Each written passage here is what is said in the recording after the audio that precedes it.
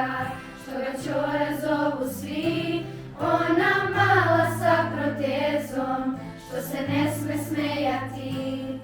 Ja idem svaki dan sa suzama u san. Ja sam klinac kog u igri deca zadnje biraju. Majka s nepunih 17 koju kući skrivaju. Znam da ne znamo se mi, al poslušaj me ti. Kad vidiš me, ne rugaj se, u bolu nema sreće, znaj.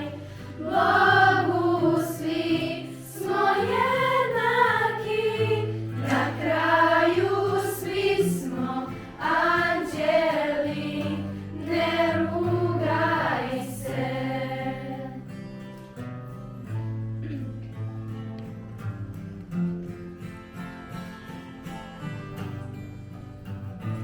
Ja sam Boga nasred puta kojim često prolaziš, i kad prosim da li makar da sam gladna pomisliš. Znam ja zašto se naš pogled ne sretne. Ja sam ostao bez doma u tom ratnom ludilu i sad ulicama hodam sam u svome bunilu.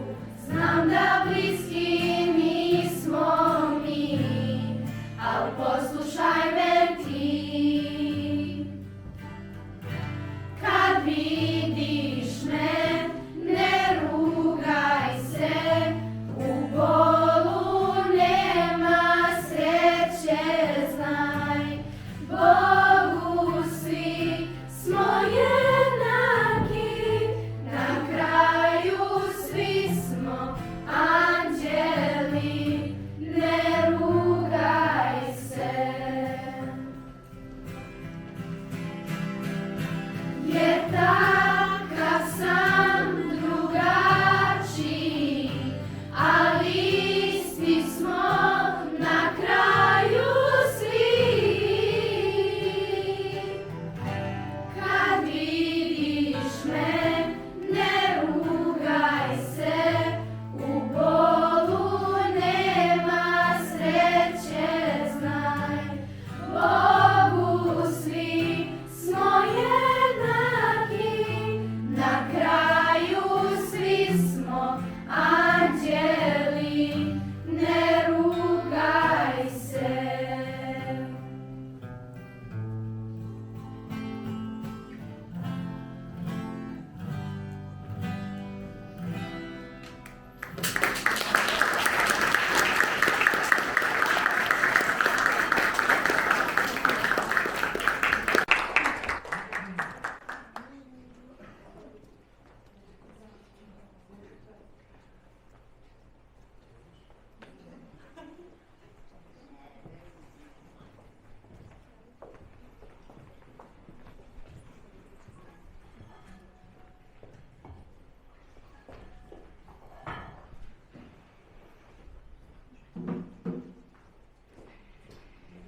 Dobro veče, poštovana publiko, poštovani gosti. Hvala vam što ste večeras ovde da podržite ovo predavanje koje smo nazvali Ljudske potrebe su glasne i u tišini. Ovo predavanje bavi se upravo gluvim i nagluvim osobama. O svemu ovome mnogo više govorit će moja direktorka Jelena Jovanović-Podgorac i naši večerašnji gosti, Udruženje Ruke govore iz Novog Sada. Ja sam primetila neke suze u publici, osjećaj i razumem sve. Obećavam vam još jednu pesmu na kraju predavanja. Dozvolite mi da se zahvalim upravo muzičkoj školi Mihajlo Vuk Dragović, njihovoj nastavnici Ljubici Maksimović i gospodinu gitaristi Jovanu Stankoviću. Hvala najlepše. Nas je upravo spojio znakovni jezik, a sve zajedno je spojio isti cilj, a to je da upravo pomognemo, odnosno da gluvim i nagluvim osobama učinimo da im život bude što bolje i pristupačnije mesto za život. Pozivam moju direktorku Jelenu Jovanović-Podgorac da vam se obrati. Direktorka, izvolite.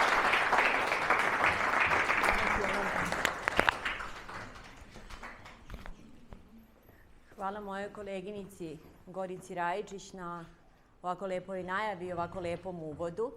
Zahvaljujem se našim večerašnjim gošćama i zahvaljujem se svima vama koji ste večeras ovde da zajedno potvrdimo da i tišina ima glas i da svi imamo iste potrebe.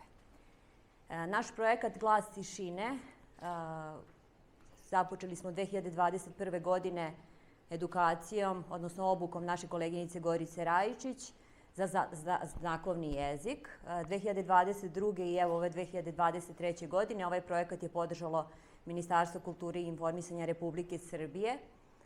Nedavno su u biblioteku Šabačku stigle indukcione petlje, sistemi koji olakšavaju nagluvim osobama da zvuk bolje, kvalitetnije čuju.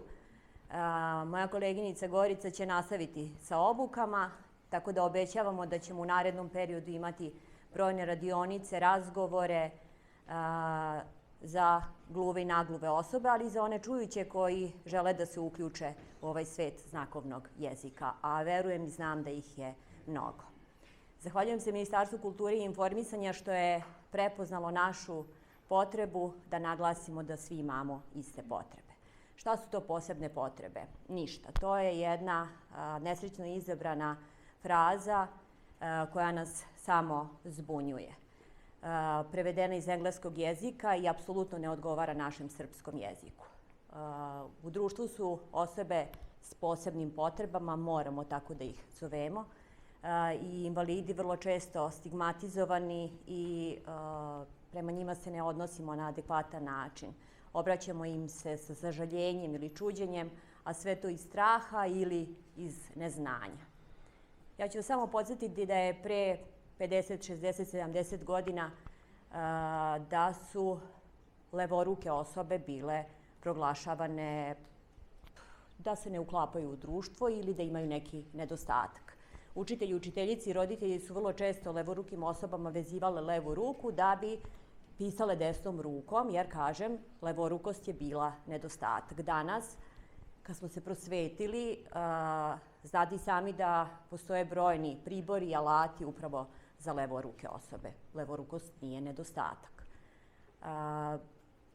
Epilepsija je smatrana napadom đavola i vrlo često su te osobe bile lečene različitim obredima gde je taj đavo trebao da bude isteran. Danas osobe sa ovim nedostatkom žive sasvim normalno u svojim zajednicama. Mene je moja baka pre 20-30 godina zbog mog veganstva pitala da li pripadam nekoj sekti. Moj lični izbor, nisam imala prirodni nedostatak, ali moj lični izbor da budem vegan je značio da sam otpadnik od nekih ustaljenih normi i nekih ustaljenih pravila. Naše potrebe svih nas su iste. Svi smo različiti i u tome smo upravo isti. Svi smo ljudi. Američki psiholog Abraham Maslow je ljudske potrebe podelio na nekih 5 vrsta, od tih najnižih ka najvišim, fiziološke potrebe, potreba za sigurnošću, potreba za pripadanjem, potreba za poštovanjem, potreba za sigurnošću i vidite da su sve to ljudske potrebe. Znači, potrebe su kod svih nas iste, različiti su samo načini za njihovo zadovoljavanje, nekad ih lakše, a nekad teže zadovoljavamo. Osobe koje imaju problem sa vidom imaju potrebu za zvučnim semaforom. Osobe koje imaju problem sa sluhom imaju potrebu za znakovnim jezikom.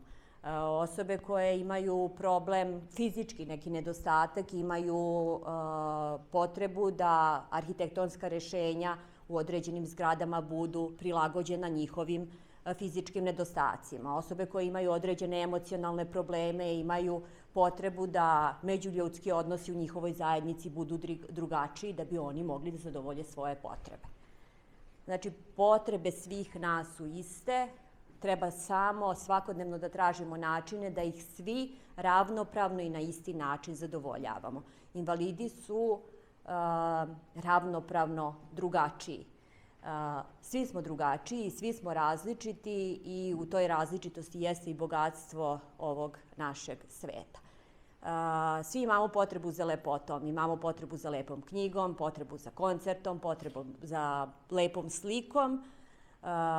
To je moja svakodnevna potreba i zato ja hoću danas da kažem da sam i ja osoba sa posebnim potrebama. Pozivam moje gošće da nastave ovu sjajnu priču i da se pridruže biblioteci Šabačkoj u tom malom koraku i naporu da dokažemo i pokažemo da smo svi u toj različitosti isti i da su nam svima potrebe iste. Hvala.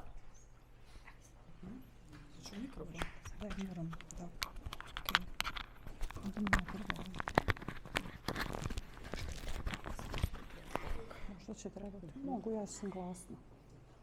Možda će trebati jedno i drugo. Da pređu prvi.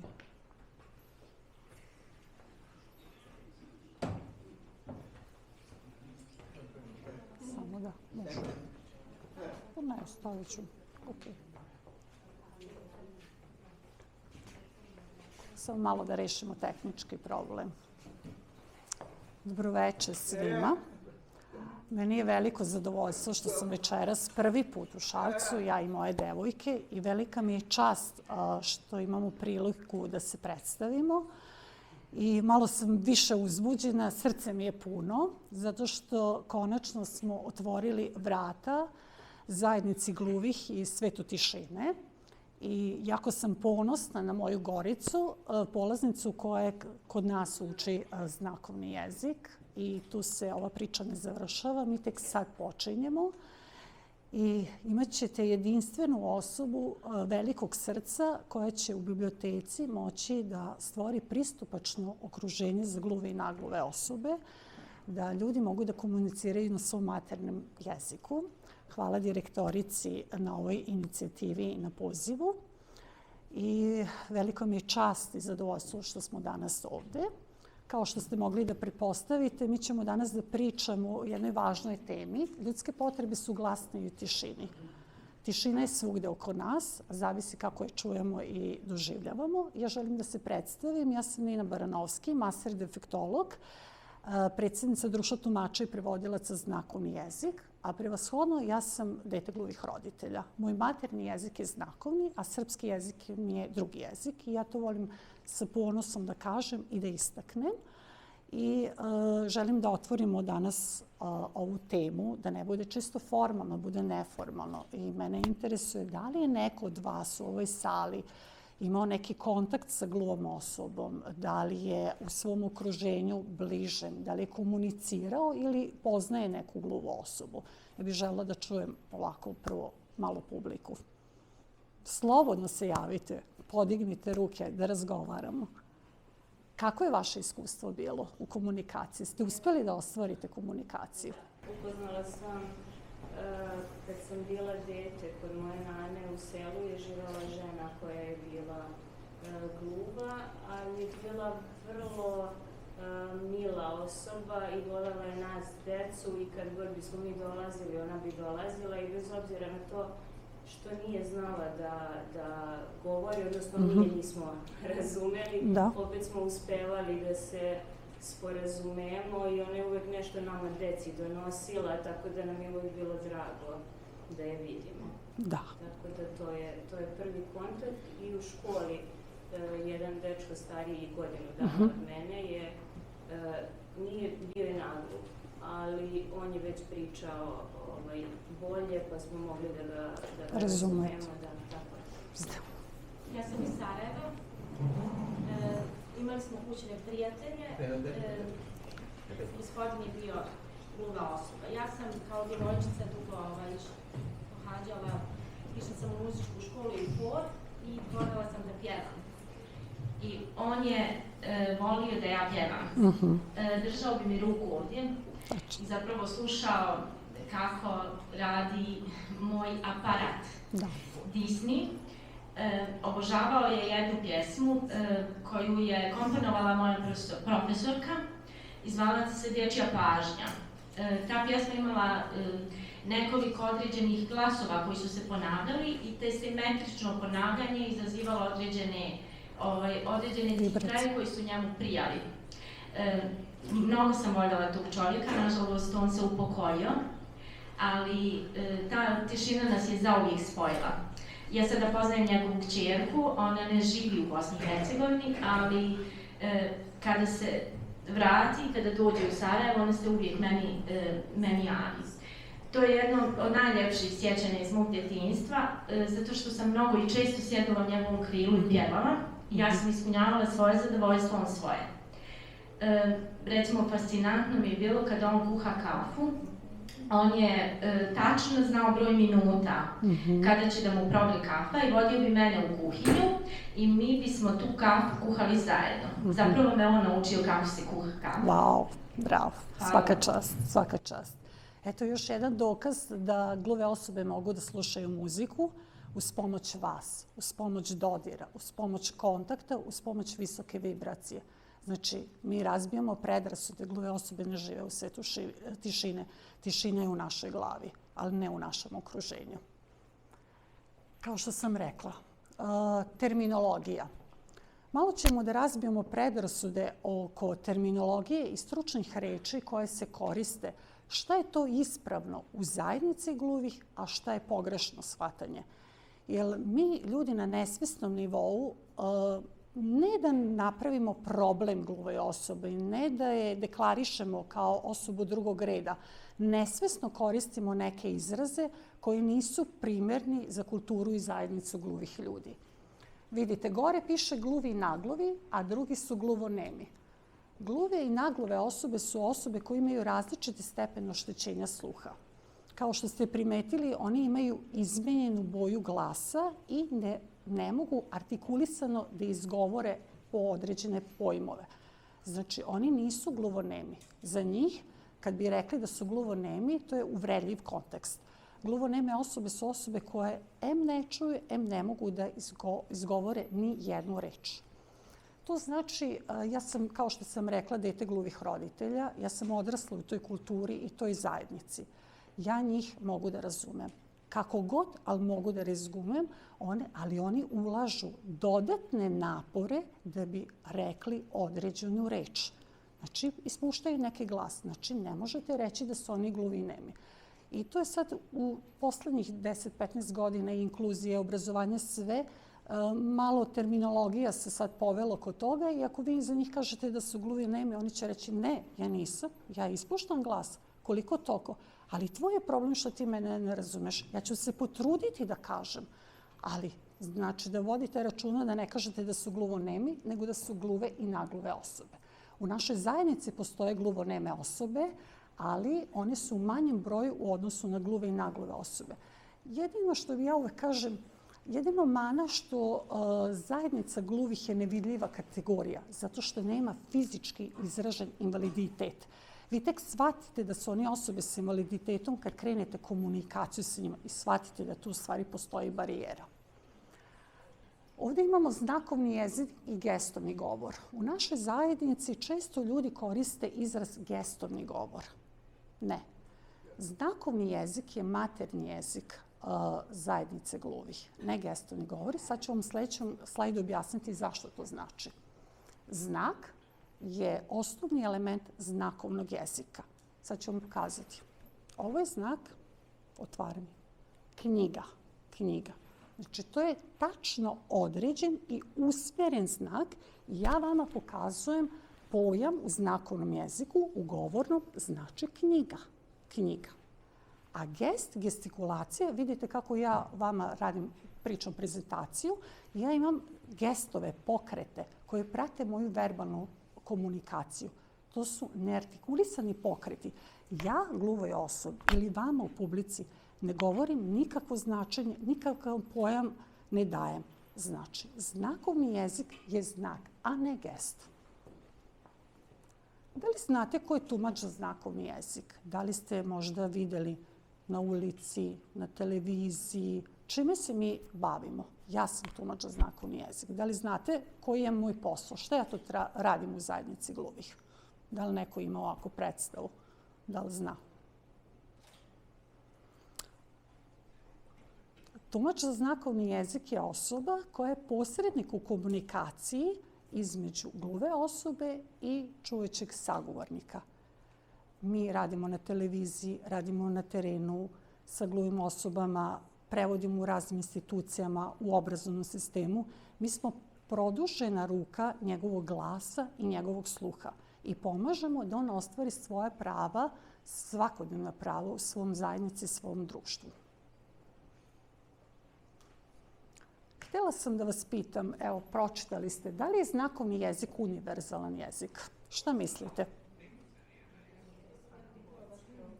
Da. Šta mislite? Aj podignite, ko je da, ne? Jeste? Pa većina kažu da jeste. I naši polaznici koji idu na kurseve. Znakovni jezik nije univerzalan. Za jedan znak vi možete da imate više pojmova. Na primer, jer, zbog, kredit, razlog, šankarepa. U jednoj porodici može dva roditelja da koriste različite znakove. Mi, deca gluvih roditelja, tumači, svako koristi svoj znak, zavisi odakle roditelj potiče, u kom obrazovnom sistemu je išao. U jednom mestu postoji lokalizmu. Može iz dve različite države, iz dva različita grada, dva različita kontinenta. Znači, znakovni jezik nije univerzalan, svaka država ima svoj znakovni jezik. I ljudi obično budu fascinirani kad mi to kažemo, ali svi misle da je jedinstven, da svi u svetu pričamo. Uglavnom je osnova, dosta ima opisnih znakova. Evo ja ću vam jedem, pijem, volim, gladan, žedan. Vi nesvesno pokazujete te neke znake, a ni ne znate da znate znakovni jezik. I onda kad meni dođu polaznici na kurse, kaže, pa mi ništa ne znamo. Ja njima pokažem par znakova, wow, pa mi to koristim. Pa ja kažem, da, vi koristite. Kad pokažete, vidi, tamo, desno, levo. Znači, vi isto koristite tu neku vrstu pokreta, a ne znate u stvari da koristite znakovni jezik. Pošto je Nina napravila lepu uvertiru, u suštini samo ćemo ovo ovako nekako teoretski da prikažemo na jednom snimku gde je Bane, između ostalog jedan od članova našeg udruženja, odlučio da se snimi i nekako da predstavi šta on to radi, koje je njegovo zanimanje i tu ćete moći da vidite razne finese o kojima smo pričali i koje će malo kasnije Dajana onako da sumira i da poentira. Pa evo da pogledamo se na taj snimak.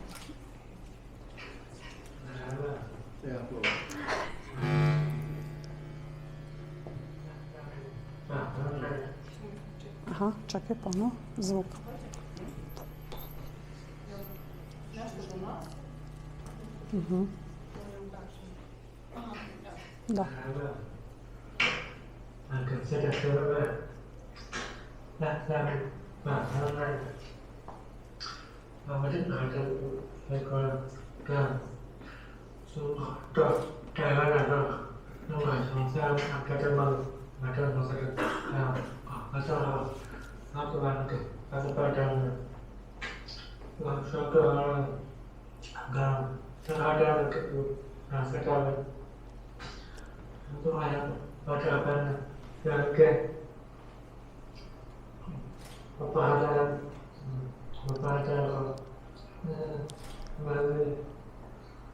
To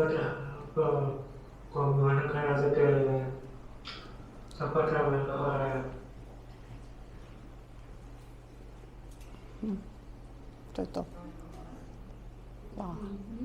Nema dovoljno memorije. Tehnički problemi.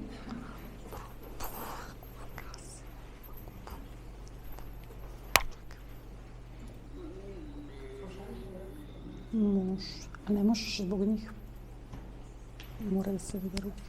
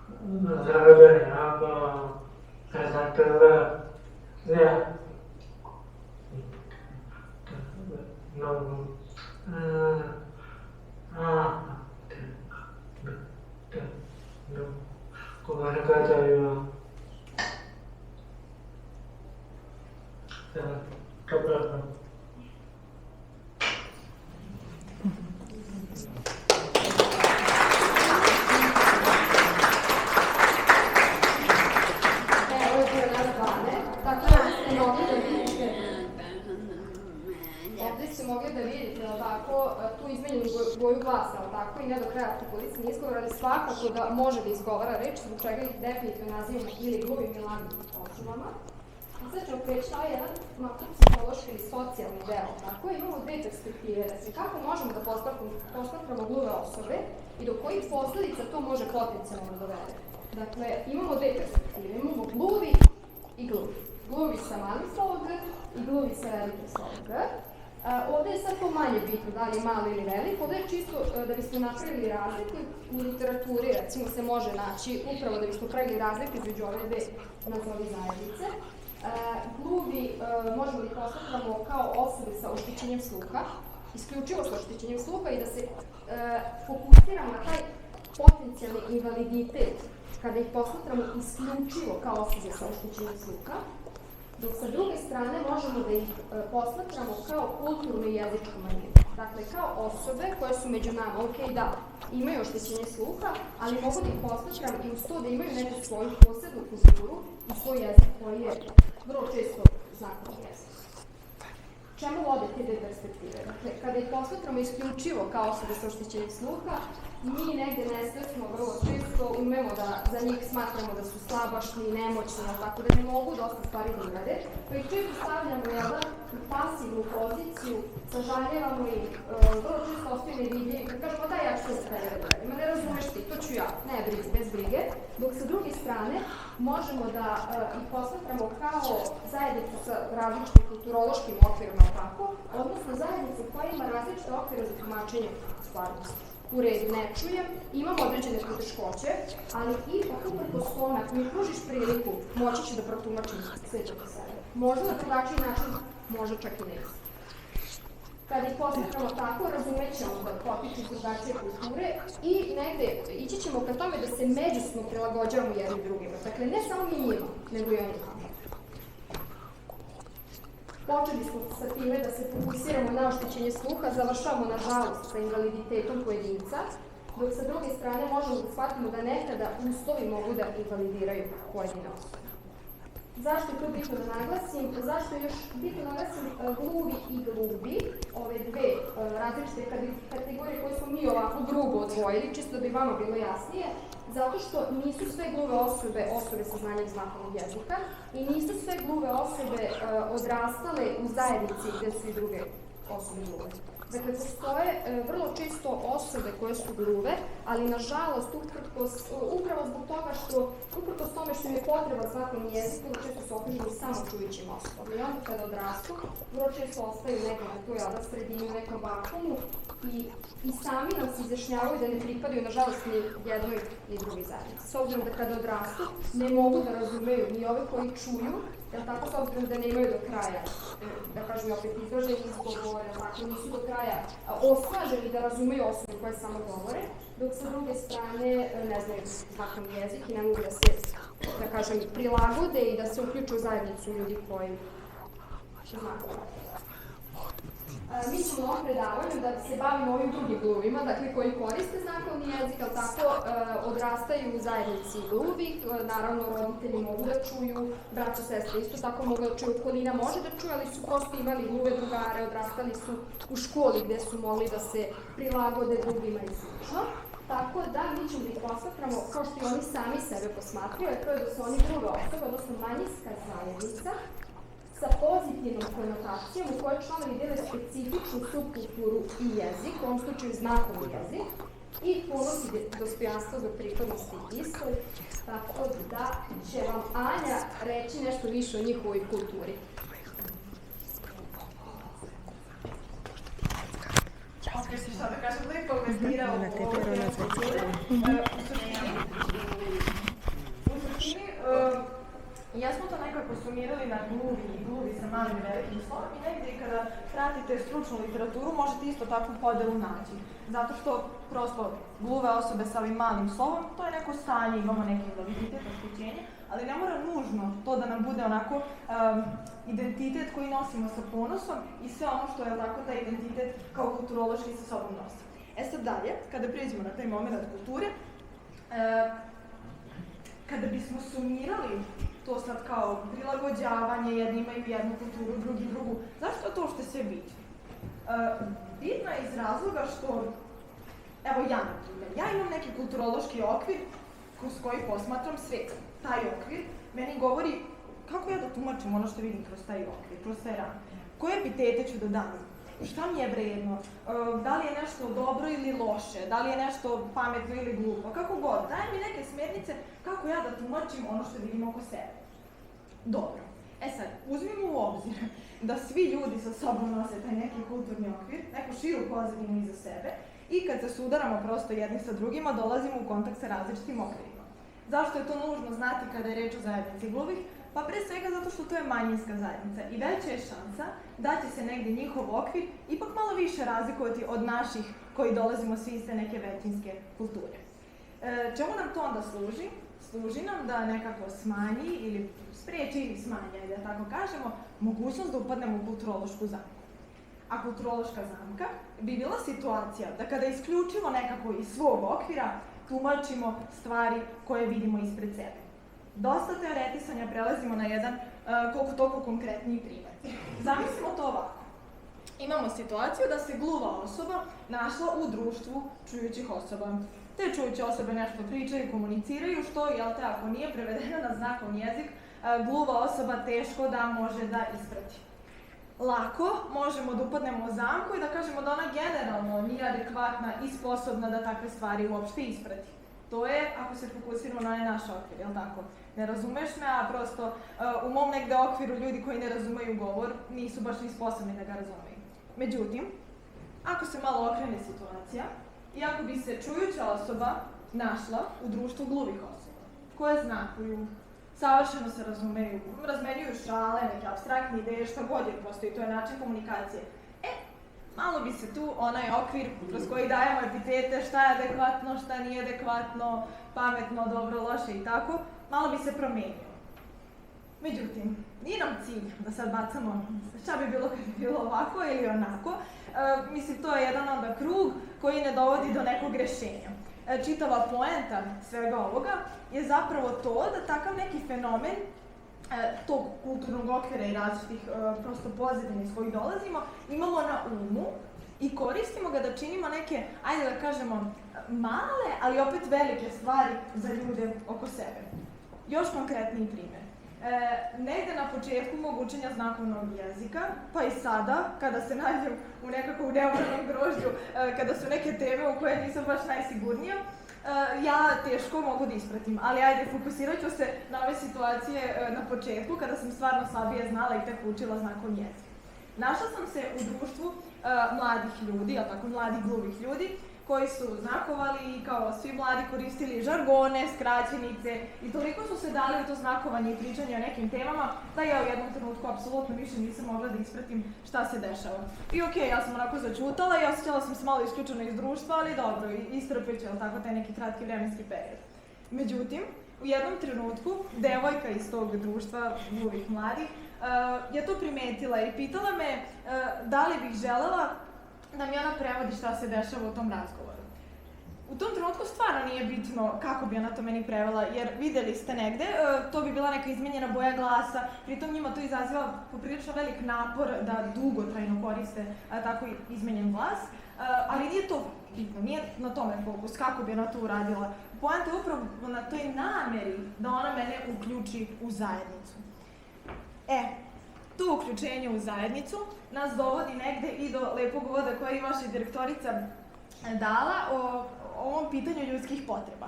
I jedna od najčešće ugroženih potreba kod zajednice gluvih jeste upravo ta isključenost iz društva, koju mi možemo da osetimo samo tako nekim ekstremnim situacijama kada smo mi jedini, recimo, u društvu gluvih.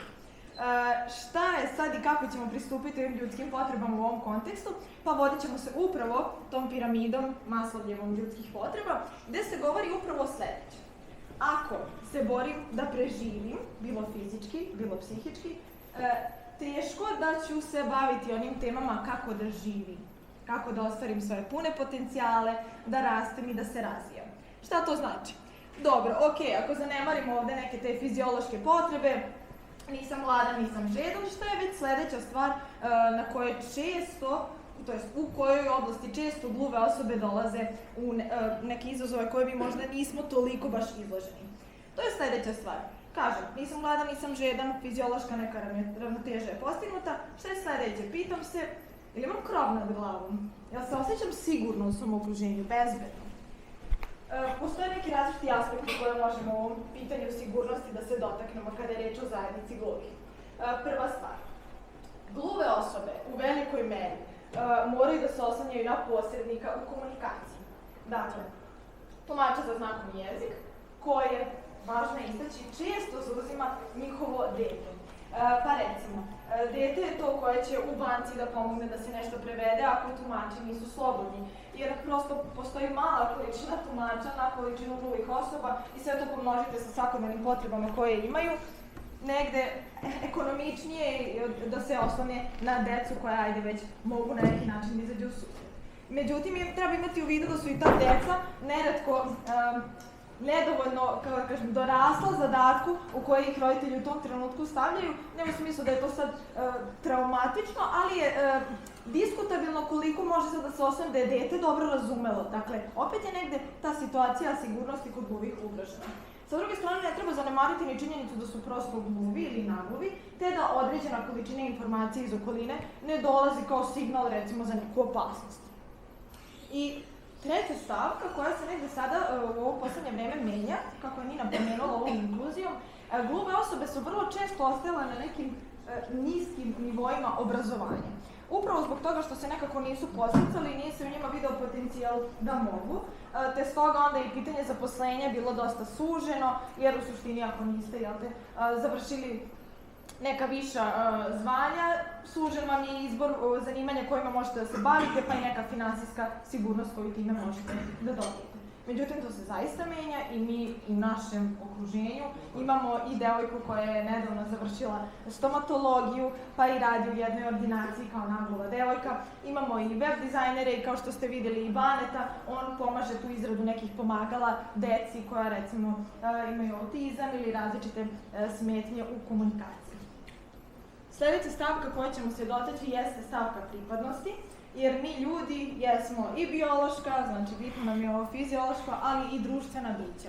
I mi težimo nekako da pripadamo drugima i da drugi pripadaju nama, kroz prijateljske, porodične odnose, ali ove neke više, dakle pripadnost nekoj široj zajednici. Već od nekih najbanalnijih situacija, poput ćaskanja u prodavnici sa komšijama na ulici, je ta mogućnost ugrožena, ta mogućnost doživljaja pripadnosti nekom okruženju u kom živimo. E sad, zamislite kakva je tek situacija kada je u pitanju neki dublji odnos, ostvarivanje nekih relacija poput partnerskih, pa pronalazaka novih prijatelja i tako dalje. E sad, sledeća stavka se tiče, nekako se nadovezuje na ovu, ok, barijera u komunikaciji, teško nam je da pripadamo, da se uključimo ako prosto se ne razumemo, ali šta nam je još teško? Teško nam je, odnosno teško je njima da neko uvaži to što imaju da doprinesu, što imaju da kažu, da pokažu, ako ih ni ne razume. Mislim, koliko je vama jasno, recimo, šta se Nina pokušava da kaže, ako ne znate znakovni jezik, a možda ona nešto mnogo mudro govori. E sad, to je onda ta stavka gde nekako povratno i gluve osobe često sumnjaju svoje kompetencije, jer od okruženja neretko izostaje ta neka potvrda njihove vrednosti i kompetentnosti. I na kraju, šta nam sve ovo negde kao zaključak donosi? Donosi da kad uradite bilo šta, makar to bio neki nesmotren pokušaj ostvarivanja komunikacije, oni zaista neće vam zameriti greške u tom nekom trudu, vi tim činite da je gluva osoba za jednu ovakvu stepenicu bliže ovom samoostvarenju i ispunjenju nekih svojih potencijala kao ljudskog bića. Obično ovako ovo nekako kad izgovorim i kad završimo ovaj deo predavanja, dođemo do toga, pa super, ovo sve zvuči nekako kao neka utopija, sve sjajno i bajno, svima će nam biti super, ali da li je nerealistično i da li je utopija? Pa, utopija možda i jeste, ali nerealistično pa i nije baš. I zašto to tvrdimo i kažemo? To je zato što postoji zapravo, da kažem, živ primer nekog socijalnog eksperimenta koji se nekako spontano desio na Martinim vinogradima.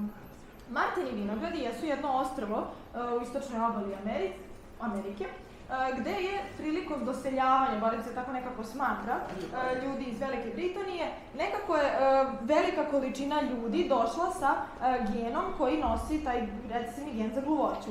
Ok, da ne ulazimo mnogo u dubiozu sa tim biološkim nasleđivanjem, sve u svemu to je dovelo do toga da velika količina ljudi je na Martinim vinogradima u jednom trenutku bila gluva. Mnogo veće nego što se to generalno očekuje u populaciji. Do čega je to dovelo? Da su zapravo svi ljudi, i čujući i gluvi, znali znakovni jezik. Jer to je bilo nekako očekivano, pa kako biste komunicirali sa prvim komšijom ako ne znate znakovni jezik. A do čega je to dalje dovelo? Dovelo je do toga da su zapravo imali iste društvene pozicije i gluvi i čujući. Bilo da su u pitanju neke neformalne situacije poput okupljanja, igranja karata, pića petkom uveče, do toga da su i nekako te formalne uloge, liderske neke pozicije zauzimali podjednako i gluvi i čujući. Pritom ističe se jedna zanimljivo zapažanje, da su gluve osobe u jednom trenutku procentualno bile više obrazovane od čujućih. Zašto? Zato što je država Massachusetts prosto plaćala gluvim članovima porodice da se edukuju na obližnjem univerzitetu, te je prosto dovelo do toga da su čujuću decu roditelji ostavljali kod kuće da razvijaju porodični biznis poput ribarstva i sličnih stvari kojima su se bavili, dok su se ova deca prosto edukovala. To nam naravno ne govori u prilog tome ko je sad tu bolji i gori, ne, govorimo u prilog tome samo da postoji kompetencija i potencijal ako se on postakne okolinskim uslovima, odnosno ako se ne invalidira. Sad, to nam sve ukazuje na to da za tako neku promenu je potrebna sistemska promena. Da ne bismo izašli sada iz ove prostorije razmišljajući nekako raspršeno o tome, ok, da, potrebna je promena sistema, ali šta to konkretno znači? Šta je taj sistem? Šta znači uopšte menjati sistem?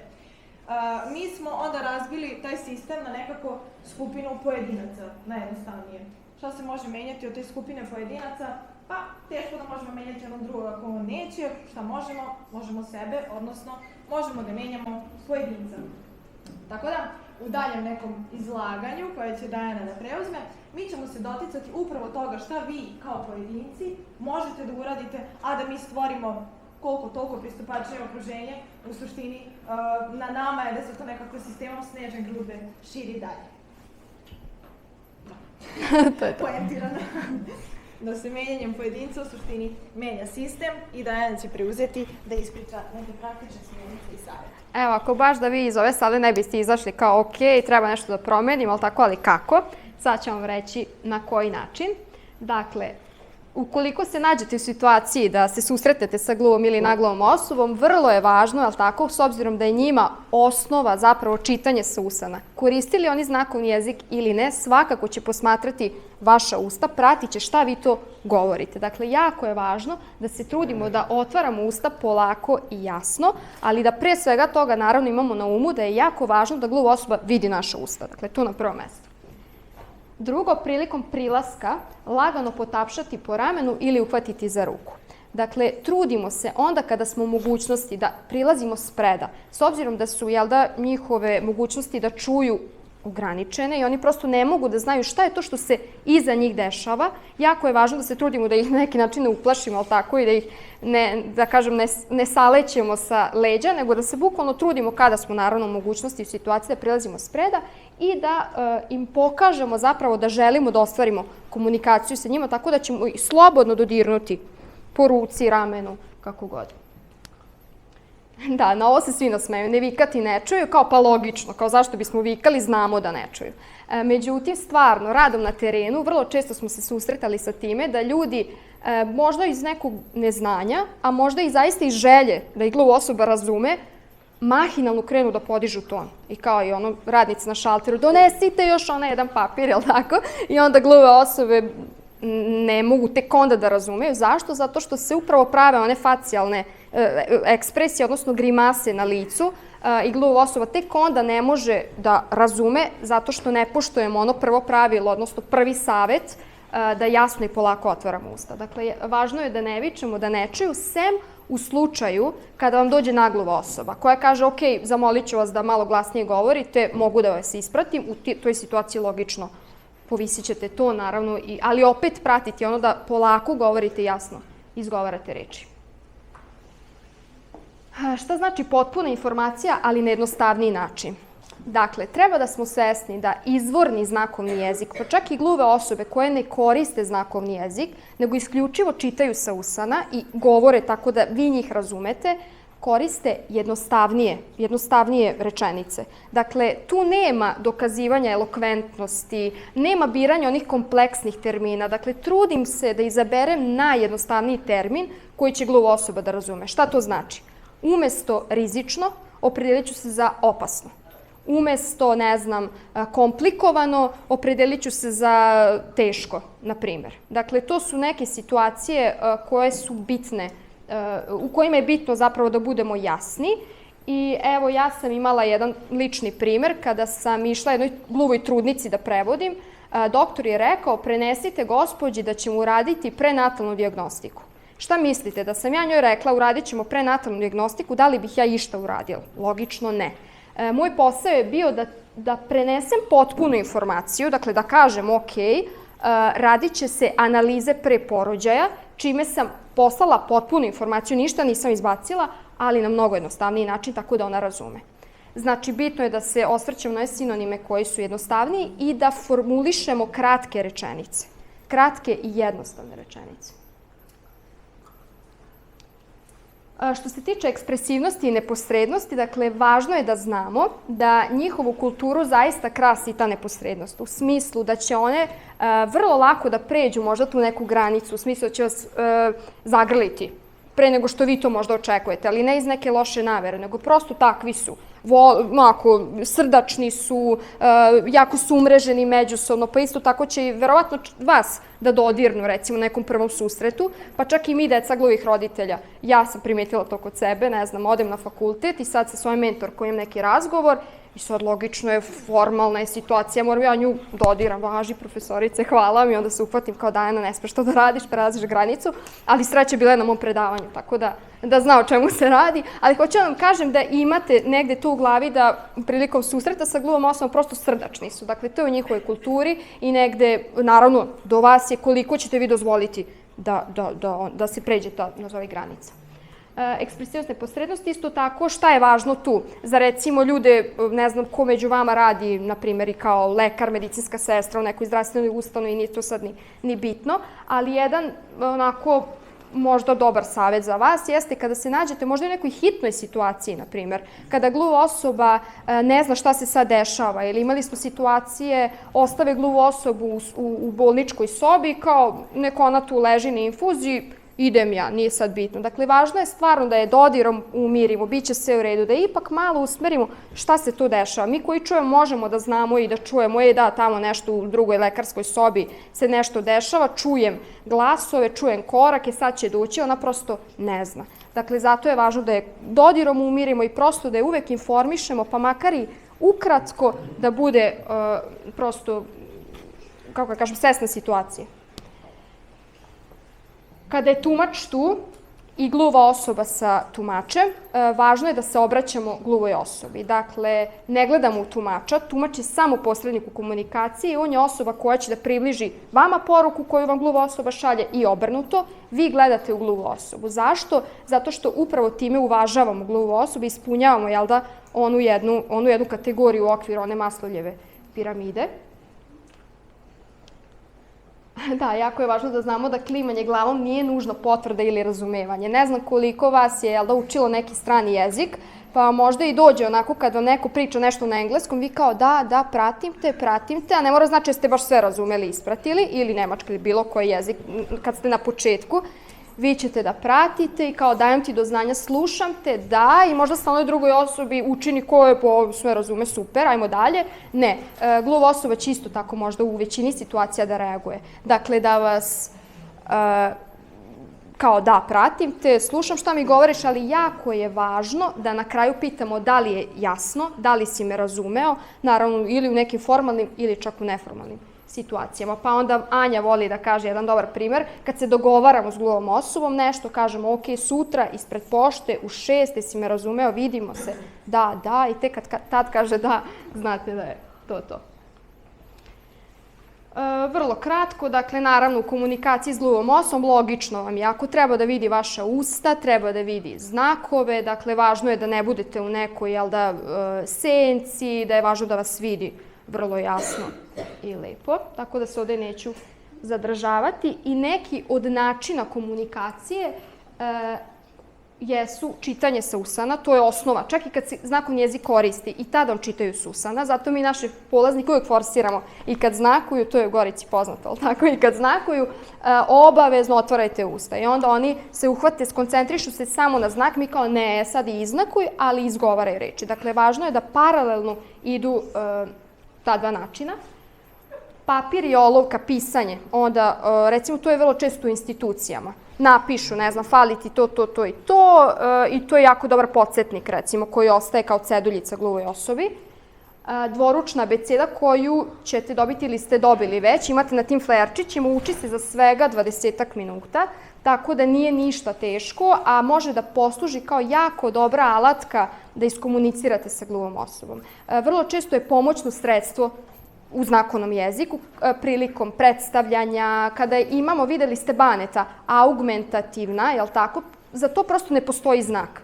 Kompleksan je izraz, ali prosto ne mogu sad ni da izmislim nešto, moram prosto da ispelujem, ali tako, u dvoručnoj abecedi i da kažem jer se to tako zove, ili mogu da pojasnim ako znam prosto definiciju toga, da protumačim gluvoj osobi.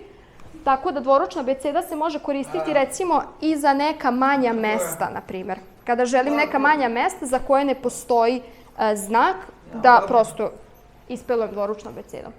Naravno, dve najelegantnije metode su posredstvom tumača, onda kada je tumač angažovan, jel tako, da dođe kao pomoć gluvoj osobi i podrška, i naravno znakovni jezik koji ima vremena, volje, želje, osnove znakovnog jezika se uče za svega 3 nedelje. Tako da to je dovoljno za taj neki prvi kontakt sa gluvom osobom.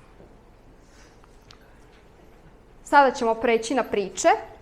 Dosta je bilo teoretisanja, toga više neće biti. Sad ćete samo imati, odnosno videti iskustva i priče nekih gluvih osoba koje su bili voljne da to podeli sa vama. Prosto da ispratite kakav je to njihov život i da podele s vama neke detalje iz svog života, bilo da su pozitivni ili negativni. Prvo će ići Kaja. Ja se nadam da titl vidite.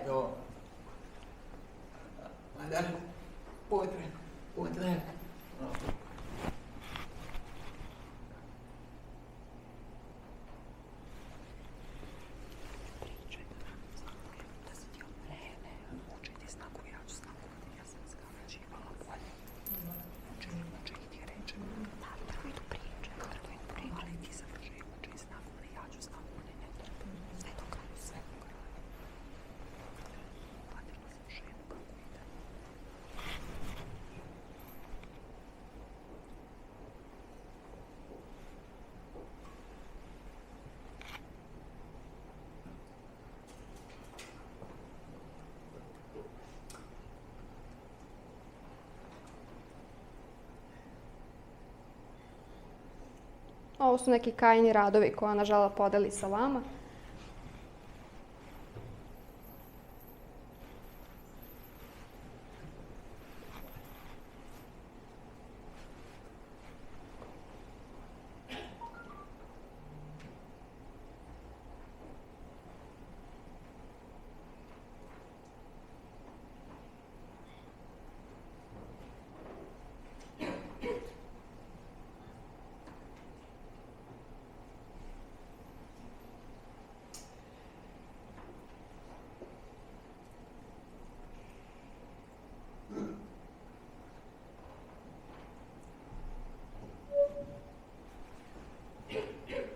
Sad će vam Anja ispričati, odnosno pročitati neke njihove priče za kraj.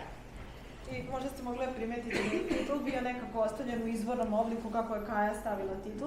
Prosto nekako da vam dočaramo način na koji se ne bukvalno prevodi znakovni na srpski, govorni, pisani, kako god ga nazvali.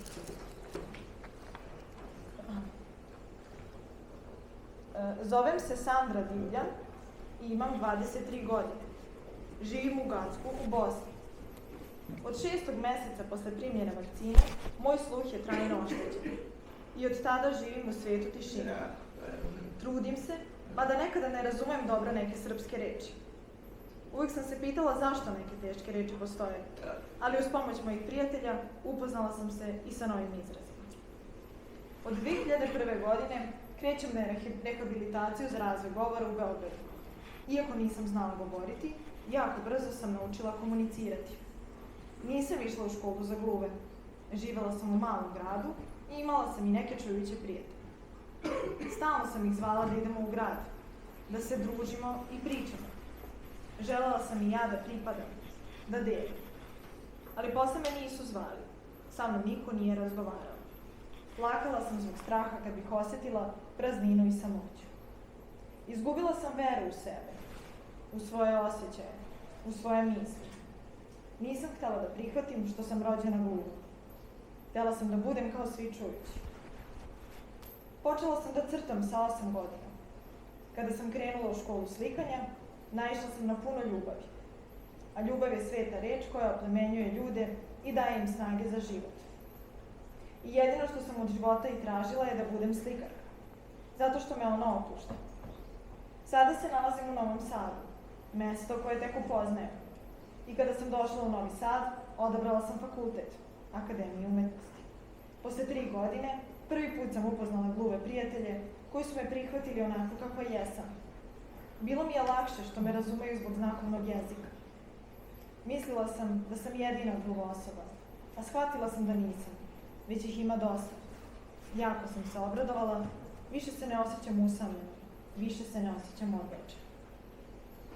I ovo su neki Sandrini radovi koje možete da vidite na slajdu. I skoro je imala izložbu u Novom Sadu sa svim svojim radovima sa Akademije umetnosti. Tako da, eto, to je bila Sandra, sad je Marina na redu. I Sandra je nekako i lepo istakla onaj moment, nisam znala da govorim, ali sam znala da komuniciram. I to je isto nešto što je utkano u onom momentu da li su bilo nemi. Oni tu nemost nekad i kao uvredu smatraju u smislu ja ne mogu da iskažem svoje misli, osjećanja, a u stvari mogu, samo taj jezik nije onako nešto što je nama ustaje. Marina Savić. Imam 29 godina. Rodila sam se kao gluvo dete nagluvih roditelja. Baka i deka, koji čuju, su preuzeli deo ovog obrazovanja i bili su mi vetar u leđa. na čemu sam im neizmjerno zahvalna. Išla sam u redovnu osnovnu i srednju školu u Inđiji. Pamtim lep period iz gimnazije, gde baš i nisam imala nekih većih problema, osim početka koji je uvek težak dok se ne prevaziđe i dok me svi profesori ne upoznaju. Završila sam poljoprivredni fakultet u Novom Sadu, smer pejzažna arhitektura. Upisala sam ga 2012. godine, diplomirala sam tek 2020. Razlog zašto sam kasno diplomirala je to što sam se u međuvremenu bavila raznim aktivnostima u organizacijama za gluve osobe i dosta sam putovala. Istina je da mi je na fakultetu bilo teško, pre svega zbog praćenja nastave, komunikacije s raznim profesorima i sl. Nisam imala tumača za znakovni jezik. Snalazila sam se kako god sam znala, mada izdvojila bih par profesora koji su mi stvarno izašli u susret.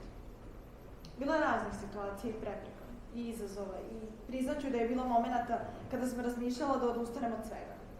Naravno, imala sam i divne kolege i koleginice koji su mi dosta pomagali. Nadam se da će se u Srbiji promeniti takav sistem obrazovanja za gluve osobe, gde mislim da bi bilo idealno bilingvalno obrazovanje. Želim da poručim svim mladim osobama da ne odustaju, da se upornost i istrajnost isplate, makoliko god bilo teško.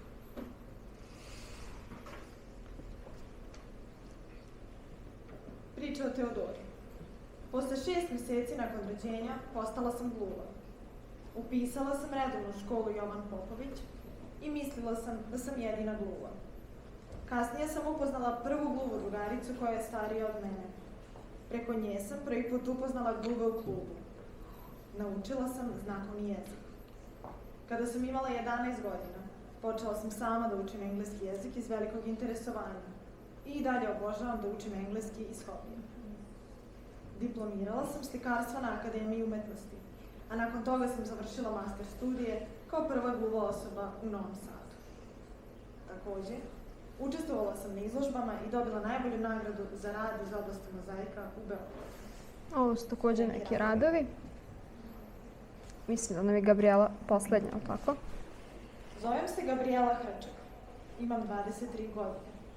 Još kao dete bila sam svesna toga da sam gluva osoba. Od malih nogu sam se uvek osjećala odbačeno u društvu čuvajućih ljudi. I uvek sam to mogla osetiti i vizualno pratiti pomoću njihovih reakcija i ponašanja. Nisu hteli da me prihvate samo zato što sam drugačija od njih. Od tada sam se trudila da budem kao oni. Nisam htela da nosim slušne aparate. Nisam naučila znakovni jezik. Čitala sam što više knjiga kako bih stekla što više znanja i uvežbala da budem što bolje u govoru. Neko vreme sam i uspevala da se uklopim u društvo čujućih. Tada sam shvatila da se ja zapravo sve vreme pretvaram da sam neka druga osoba, u pokušaju da budem čujuća osoba. Kada sam upoznala svoju prvu gluvu drugaricu, od nje sam naučila znakovni jezik sa svojih 16 godina. Neizmerno sam zahvalna jer me je prihvatila tako kakva jesam i naučila me da se ne treba stideti sebe. Budimo zahvalni i zavolimo sebe onakvima kakvi jesmo. Budite sebi prioritet. Tuđe mišljenja nisu bitne. I šta je nekako ono sa čim završavamo, osim, ja se nadam, nekih probuđenih osjećanja, nekih pokrenutih razmišljanja na ovu temu, jeste upravo to da istaknemo koji je cilj ovih predavanja. Svakako da je cilj pružiti prioritet. Nekako volimo to da istaknemo da nije kritika što, ne znam, vi, okruženje, zajednica, nije nešto što može da bude, već upravo evo šta može da bude ako implementiramo, odnosno usvojimo sve ove neke preporuke, naravno u skladu sa svim onim idejama koji nama kao pojedincima dođu na pamet. Tako da... I pre nego što odete, zamolit ćemo samo za još malo strpljenja jer će hor da izvede još jednu pesmicu za sve nas i da se onda lepo pozdravimo. Hvala vam još jednom i u naše ime.